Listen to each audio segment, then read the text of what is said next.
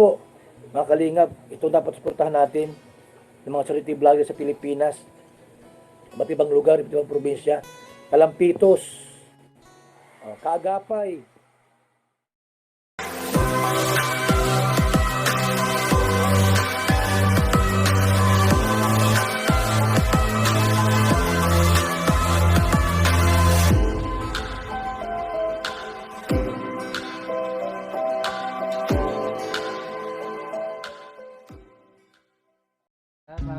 Maraming salamat sa iyong tumulong sa akin, magkakapay. So ngayon guys, so andito na po tayo sa daan po patungo po sa Barangay Doña Concha, Rojas, Isabela. So nakamotor po tayo para sa ganon mas mabilis po tayo kasi po malayo po itong barangay na ito. So liblib na lugar po. Ito po yung pinakalas na barangay, ito yung pinakalas na barangay sa Rojas, Isabela. So samahan nyo kami guys. So paki-like, share, comment, and please subscribe and click the notification bell para sa ganon updated kayo sa video namin, mga kaagapay, mga kalingap.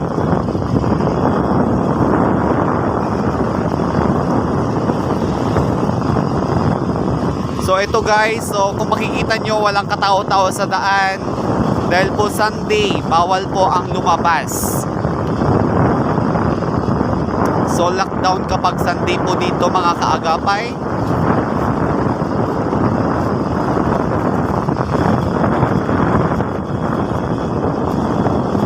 Yan po. Dito na po tayo sa Villa Concepcion, Rojas, Isabela. So isang barangay pa bago maging Doña Concha, Rojas, Isabela.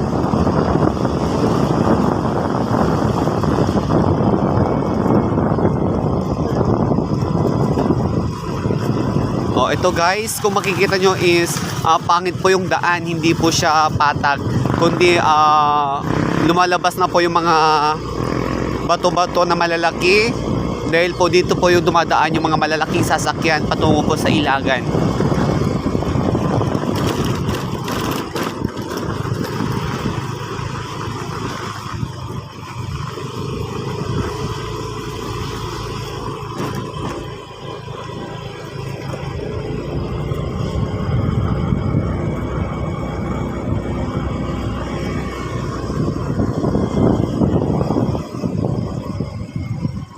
So dahan-dahan po tayo baka matumba po tayo mga kaagapay. Sobrang pangit talaga itong daan na to papunta sa barangay Doña Concha, Rojas, Isabela.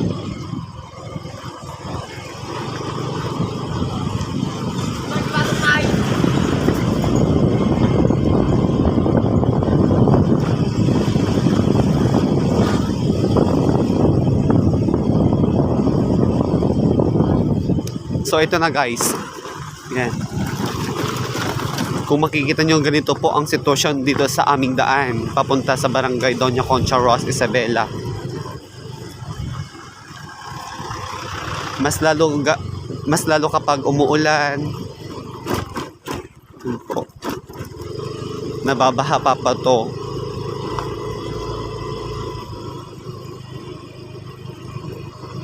Ito guys, kung makikita nyo po ay.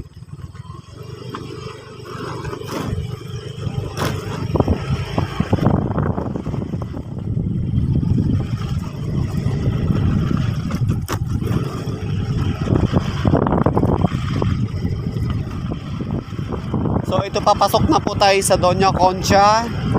So medyo malayo-layo pa yung mga kabahayan po, mga kaagapay.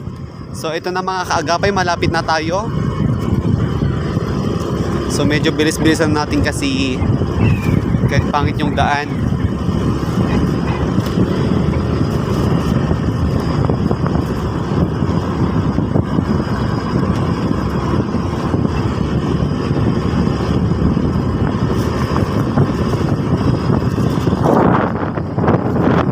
So ayun na nga, andito na tayo sa boundary ng Barangay Doña Concha.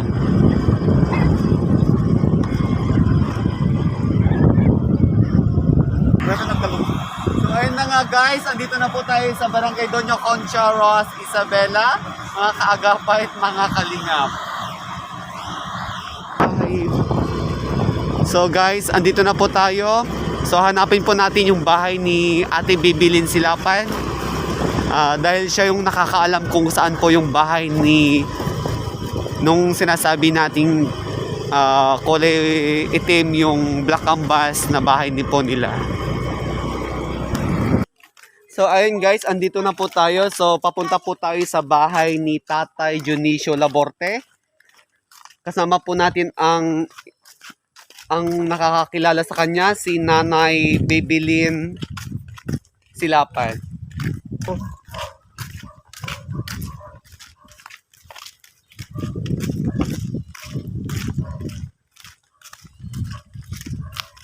So, papunta na po kami mga kaagapay, mga kalingap. So, maglalakad po tayo. And again, please like, share, and comment down below. And please subscribe to our YouTube channel, Kuya Val Santos Matubang and Kuya Rob. And please click the notification bell para sa ganon updated kayo sa aming videos.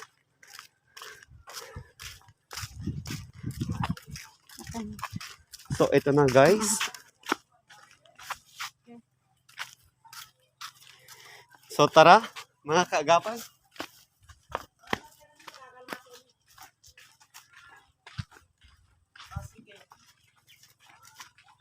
So, andito na po tayo sa bahay ni Tatay Junicio Laborte.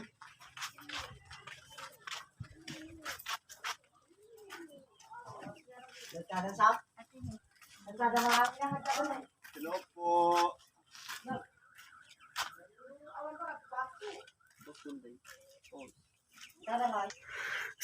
So mga kaagapay, andito po tayo. So bago tayo papasok sa bahay nila, may nakasulat, "May awa ang Diyos, ang aming sambahayan ay nagbubunga ng 6 na kaluluwa sa taong ito, 2021." Mga kaagapay, so bali ito po si Nanay. At ito po ang kanilang anak, mga kaagapay. So may karamdaman din si Tatay. Ito po. So ito mga kaagapay yung bahay po nila. Bahay po nila Tatay Junicio po. So ganito po ang bahay po nila. So ito po yung sinasabi kong itim na black canvas. Yung canvas, yung itim po. Kung makikita po natin, ganito po siya. So kung uulan, baka mabubutasan po. Ito po, oh. Kung makikita nyo po, may butas po. So delikado din po ito mga kaagapay kung may mga batang pasaway at naglalaro ng mga sunog, baka maipuntan po nila dito, masusunog na po ito. So made of hanaho pa mga kaagapay. So ito po ang kanilang bahay.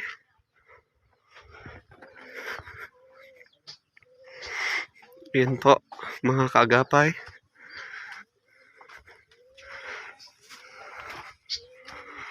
So ito mga kaagapay.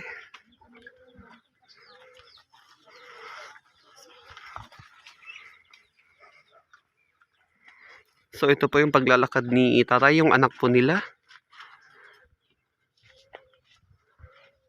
Ito po kaagapay yung bahay po nila. So tara kaagapay, pasukin po natin yung bahay ni Tatay at si Nanay at ang kanyang anak. So bali ganito po. So may mga karton pa po dito sa taas niya. Tapos ito po, oh, black canvas na po siya. Yung itim na black canvas. O itim na plastic ito. Tapos ganito po yung nila. Yan po.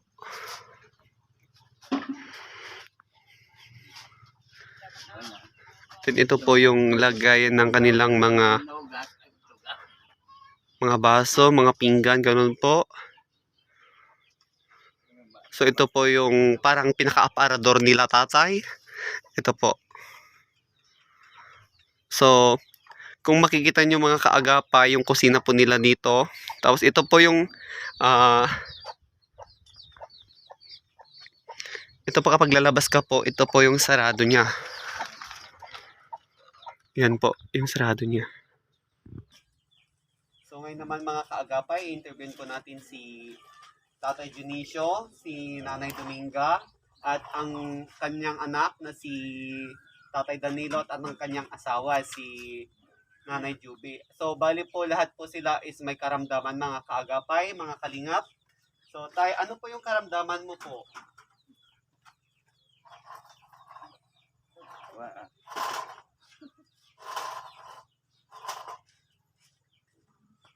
Dahil may nagsabi po sa amin na may karamdaman po daw po kayong lahat. So ano po yung karamdaman mo tay?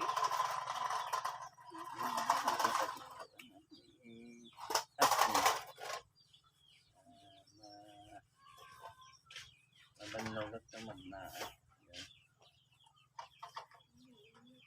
magkapag-nati adayo. So si tatay po mga kaagapay ay may karamdaman po siyang asma.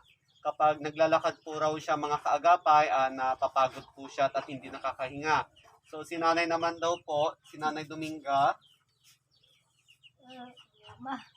rayuma daw po. Si Nanay Dominga daw po mga kaagapay is rayuma. Hindi po siya nakakalakad totally. So bali po, kung napapansin nyo mga kaagapay kanina, so napapagod po sila, hindi po sila nakakalakad ng maayos. So bali nakahiga na lang si tatay at nakaupo na lang siya. Si nanay naman nakakalakad konti po. At si tatay naman po, si Tatay Danilo po yung kanyang anak, may karamdaman din po. Yung, kung mapapansin nyo po mga kaagapay, itong paa niya, made of kawayan po. Ito, so nakadugtong po yung paa niya sa kawayan. At yung mga kamay niya po mga kaagapay, PWD po siya talaga. So bali po, minsan hindi po siya nakakahawak dahil po yung kulang-kulang po yung mga kamay niya. At ito po si Nanay Juby, ang asawa din ni Tatay Danilo. So ano po yung karamdaman mo, Nay? Hindi ako masyadong makalakad ng mga. Ano po nangyari, Nay? Na-aksidente. Na-aksidente po. So bali si Nanay po na-aksidente, ngayon po hindi na po siya nakakalakad. So may tungkod-tungkod po si Nanay Juby. At si Tatay Danilo naman, ayaw po mag-tangkal. So, bali po, mas gustuhin niya na lang daw po idugtong yung paa niya sa kawayan para sa ganun nakakalakad siya ng maayos. So, Tatay, ano po yung masasabi niyo po sa ating mga manonood para sa ganun po kung maririnig po nila o mapapanood nila baka sakaling may ibibigay po sila sa inyo kahit konting bagay lamang po para sa ganun po mapagawa at mabigyan po kayo nila ng tulong. So ano po masasabi mo, Tay? Humingi kami ng tulong ko, anak, para pagawa yung bahay nga Black Canvas. Ikaw naman po, Nay. Ano po masasabi mo, Nay? Ilocano mo na tangan. Sige po, Nay. Sabihin niyo po. Ilocano po. Pwede po, Nay.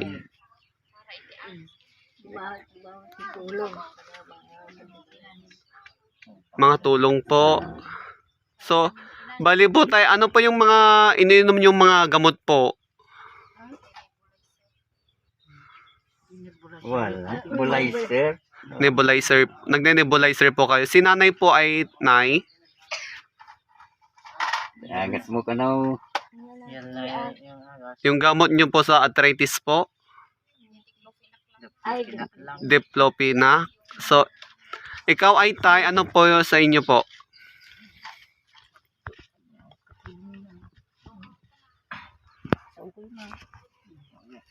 Kay kontrabido ay Sige ba? Nagalas mo dito sa ulan naman kayo. Ng konting tulong. Wala akong trabaho at nakbuhay.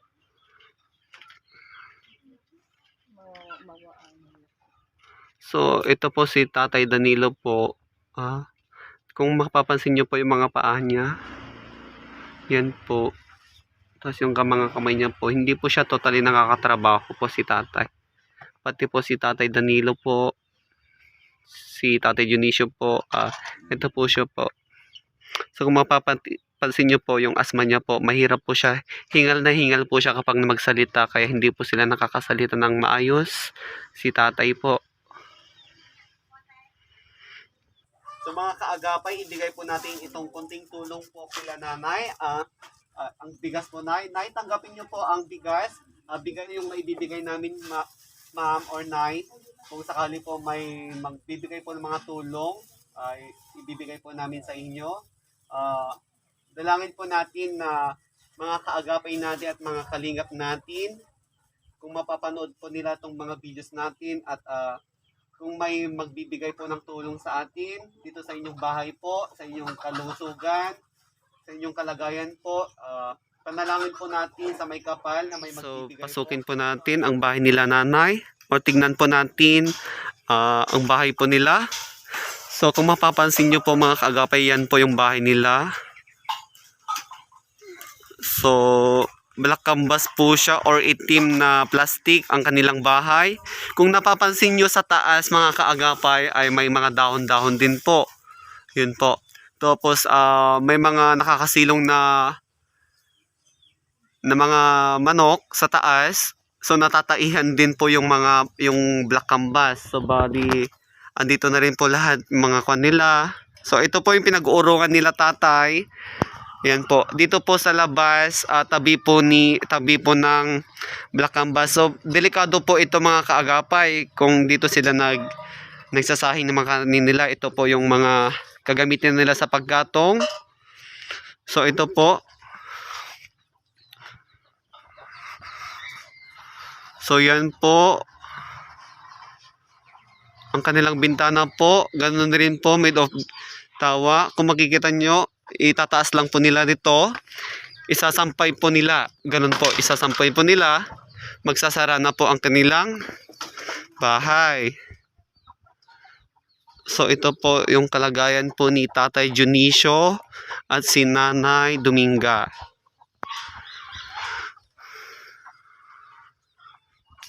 So kaya mga kaagapay, mga kalingap, so panalangin po natin na mabigyan po sila ng konting tulong or mapagawa lamang po itong bahay nila. Yan po. So yan po si tatay. Tatay, maglakad ka nga po. So ganyan po siya maglakad si Tatay Danilo, yung kanilang anak. So yan lamang po mga kaagapay, mga kalingap. Diyan na po nagtatapos ang ating vlog. So please like, share, comment, and subscribe to our YouTube channel. And click the notification bell para sa ganun updated kayo sa aming mga videos. Napaiyak po siya bukas. Maraming salamat po kuya sa pag-share na walang paa, walang kamay. Gakabari ako dito, bigyan ko sa'yo. Hindi nila alam. Si kuya nandito. Ano pangalan niyo kuya?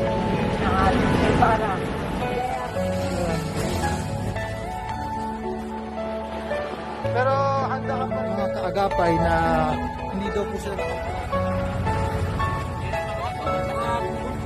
Tapos iniilis ka pa. sino po ang kasama niyo dito? Hiningiling mo